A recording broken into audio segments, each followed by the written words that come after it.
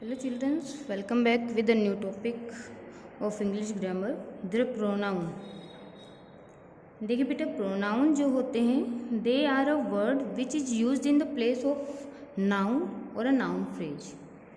किसी भी नाउन की जगह पर या नाउन फ्रेज की जगह पर हम जिन वर्ड्स का जिन शब्दों का यूज करते हैं वो प्रोनाउन यानी कि सर्वनाम कहलाते हैं।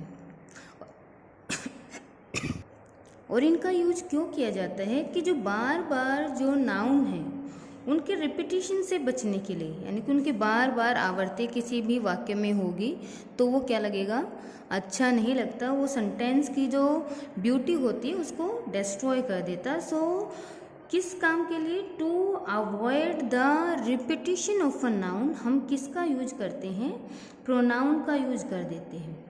यहाँ पर इसकी डेफिनेशन गिवन है कि noun is a word which is use in the place of a noun, यानी कि किसी भी संज्ञा की जगह पर यूज होने वाले शब्द प्रोनाउन होते हैं। और इनका यूज क्यों होता है कि जो रिपीटिशन है यानी कि जो पुनरावृत्ति होती है, बार बार अगर हम सेंटेंस में नाउन लिखेंगे then it will destroy the beauty of the sentence. That's why to avoid this we need a pronoun to write rather than repeating the noun in the same sentence or in the same story.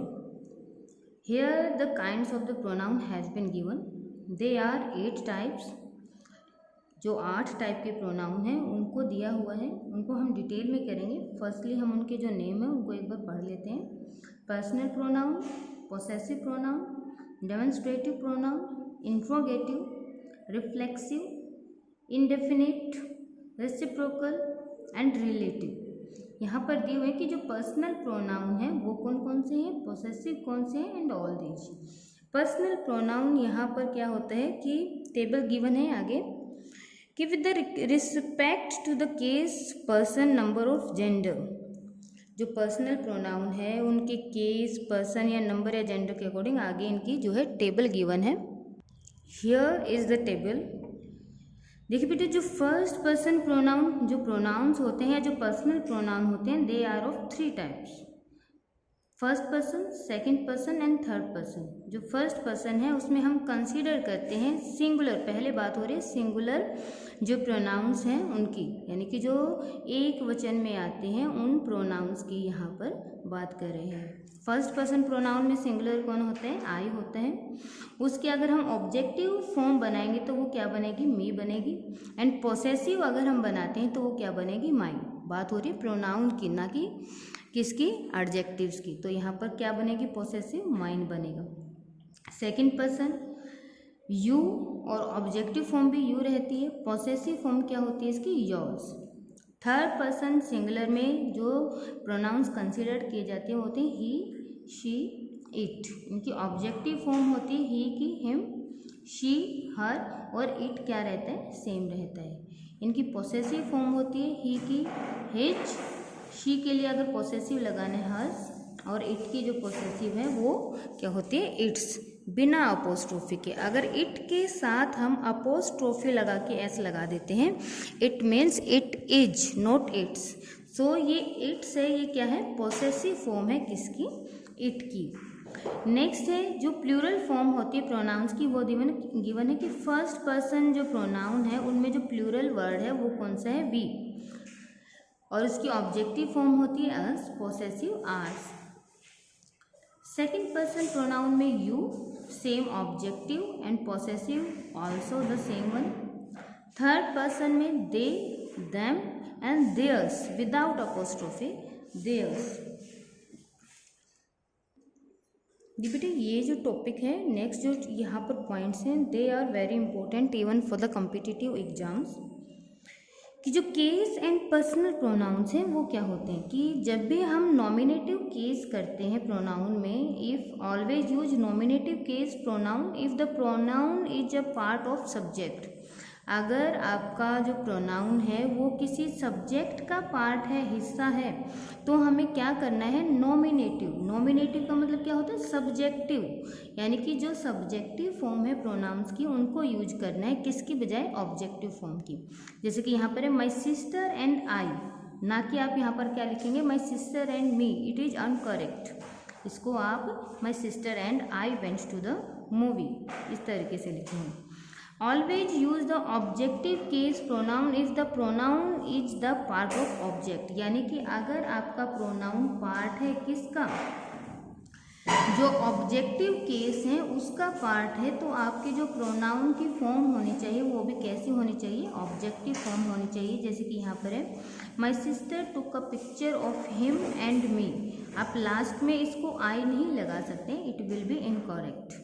तो इसीलिए अगर आपका pronoun part हो किसका, objective case का, तो आप वहाँ पर ऑब्जेक्टिव फॉर्म ही लगाएंगे प्रोनाउन की। और अगर सब्जेक्टिव या नॉमिनेटिव केस या नॉमिनेटिव जो पार्ट है सेंटेंस का उसका पार्ट है, तो आपको क्या लगाना है, सब्जेक्टिव फॉर्म लगानी, नॉमिनेटिव फॉर्म लगानी है। नेक्स्ट यहाँ पर देखिए number and the personal pronoun, कि जो सब्जेक्ट जो नंबर है it shows whether the pronouns refer to a single person और अ थिंग, कि जो नंबर है वो ये दिखाता है कि आपका जो सब्जेक्ट है वो सिंगल पर्सन है या कोई सिंगल थिंग है या एक से ज़्यादा पर्सन या थिंग्स के लिए यूज हो रहा है। यहाँ पर आपको क्या बताया गया है कि आपका सब्जेक्ट जो है according to the subject you will have to write the form of verb, आपके सब्जेक्ट के अकॉर्डिंग, आपके प्रोनाउन के अकॉर्डिंग ही आप अपनी हेल्पिंग वर्ब लगाएंगे। अगर आपको ही के साथ कोई फॉर्म लगानी है, किसकी फॉर्म, बी की, क्योंकि बी की सभी फॉर्म होते हैं is, am, are, was, were, has, have, had, सभी फॉर्म, बीइंग, बीन, सभी बी की ही फॉर्म होती है। लेकिन ही क्या है, सिंगुलर है, तो इसीलिए इसके साथ जो फॉर्म ऑफ वर्ब होगी वो भी क्या होगी, सिंगुलर होगी, इसके साथ इज का यूज होगा। वी क्या है, आपका प्लूरल सब्जेक्ट है, तो आपको प्लूरल प्रोनाउन है, तो आपको इसके साथ क्या लगाना है, बी की फॉर्म आर का ही यूज करना है। अब यहाँ पर एक चीज़ नोटिफाई करने के लिए, रिमेंबर करने के लिए दी हुई है कि आपका जो प्रोनाउन है यू, क्योंकि यू को आपने अभी अभी टेबल में देखा कि वो प्लूरल वाले पार्ट में भी सेम है एंड सिंगुलर वाले पार्ट में भी उसको सेम लिखा हुआ है। तो you whether it is singular और प्लूरल, चाहे वो आपका सिंगुलर हो या प्लूरल हो, उसके साथ हमेशा जो फॉर्म ऑफ वर्ब है बी की वो क्या होगी, प्लूरल ही आएगी। जैसे कि you are late, you were late, इसके साथ आप इज, एम का यूज नहीं कर सकते, हैज का यूज नहीं कर सकते। यू के साथ जो फॉर्म होती हैं वो कौन कौन सी होती है, यू के साथ आपको लगाना होता है आर, वर और क्या, हैव का यूज करना होता है। नेक्स्ट पार्ट है कि जो जेंडर एंड पर्सनल प्रोनाउन है, कि some personal pronoun have genders, कुछ जो पर्सनल प्रोनाउन है उनमें जेंडर होते हैं। जैसे कि ही जो है वो किसके लिए आएगा, मास्कुलिन के लिए आएगा, हर किसके लिए आना है, शी किसके लिए आना है, फेमाइन के लिए आना है, इट किसके लिए आना है, किसी भी न्यूट्रल के लिए, नॉन लिविंग थिंग के लिए आना है। तो यहाँ पर बताया है कि some personal pronoun have gender which means, जिसका मतलब दे आर मास्कुलिन, फेमाइन और neutral. And knowing the gender, gender जैसे हमें पता चले उसके अकॉर्डिंग हम अपने प्रोनाउन को चूज करते हैं और उसके बाद मैच करते हैं अपने जेंडर के साथ। जैसे कि यहाँ पर सुमित इज माई ब्रदर, यहाँ पर सुमित है, उसके बाद अगर हमें सुमित के लिए कुछ कहना है तो नेक्स्ट सेंटेंस में I like him, him Sumit के लिए आना है तो हम यहाँ पर हिम लगाएंगे, ना कि हर का यूज करेंगे। दिस इज समिता, समिता क्या है, गर्ल है, और गर्ल के लिए हमें किसका, कौन से प्रोनाउन का यूज करना पड़ेगा, शी का यूज करना पड़ेगा, शी इज अ डांसर।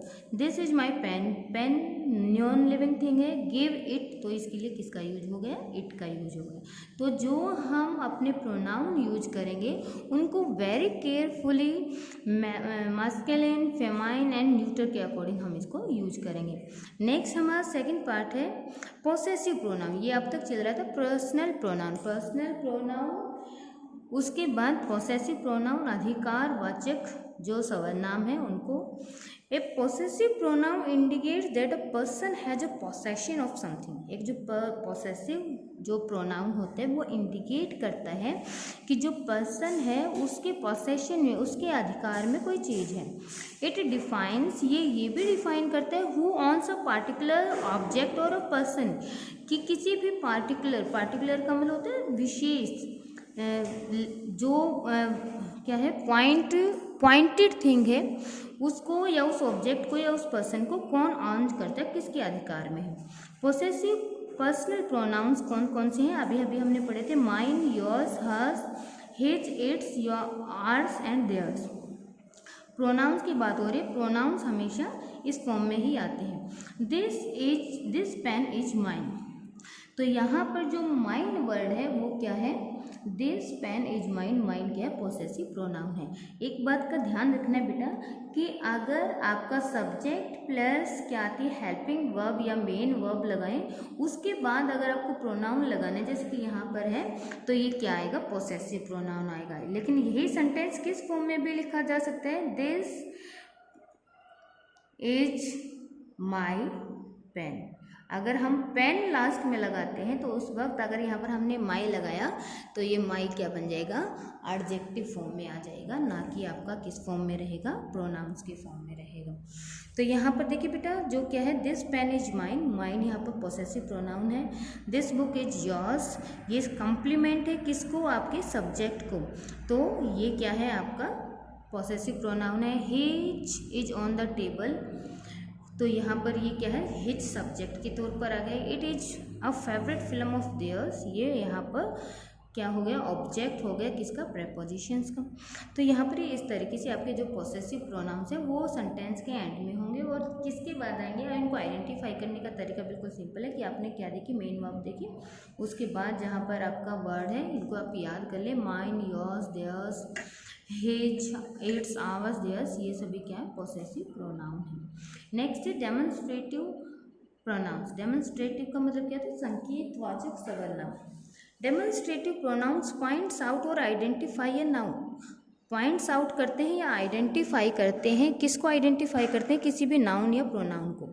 और इनमें कौन से हैं, this, these refers to the things near by इधर इन द स्पेस और टाइम। यानी कि अगर कोई चीज़ हमारे पास में है, समीप की चीज़ों के लिए दिस और दीज का यूज होता है। दैट और दोज, जो दैट वर्ड है उनका यूज होगा किसके लिए, फारर थिंग्स के लिए, दूर की चीज़ों के लिए। जो डेमोन्स्ट्रेटिव प्रोनाउन है दिस, दैट, इनका यूज होता है सिंगुलर नाउन्स के लिए, दीज, दोज का यूज होता है प्लूरल नाउन्स के लिए। जैसे कि यहाँ पर दिया हुआ है, I bought a diary that I wanted, जो मुझे चाहिए थी, टाइम के अकॉर्डिंग लगा लें या वैसे जो अब हमारे पास नहीं है उसके लिए हम किसका यूज करेंगे, दैट का यूज करेंगे। This is the book I want, यही वो बुक है, यानी कि the person may have been carried that book in his hands और नियर बाय हिम, उसके आसपास जो बुक है उसके इंडिकेट करे कि this is the book I want, ये वो बुक है जो मुझे चाहिए थी। That is the pen he bought, वो ये पेन क्या है, that is the pen he boat, ये वो पेन है जो उसने खरीदा था। नेक्स्ट थिंग देखिए, दिस और डेट ऑब्जेक्ट के रूप में भी यूज हो सकते हैं, जैसे कि I want this, he wanted that. और दीज और दोज का हम यूज कर सकते हैं, फंक्शंस यूज हो सकते हैं इसके किसके तौर पर, ऑब्जेक्ट्स के तौर पर। These are my books, those are his pencils, subject के तौर पर है। आई वॉन्ट दीज, मुझे ये चाहिए थे, मुझे वो चाहिए थे। दिस का मतलब होता है यह, डैट का मतलब होता है वह, दीज का मतलब होता है ये, और दोज का मतलब क्या होता है वे।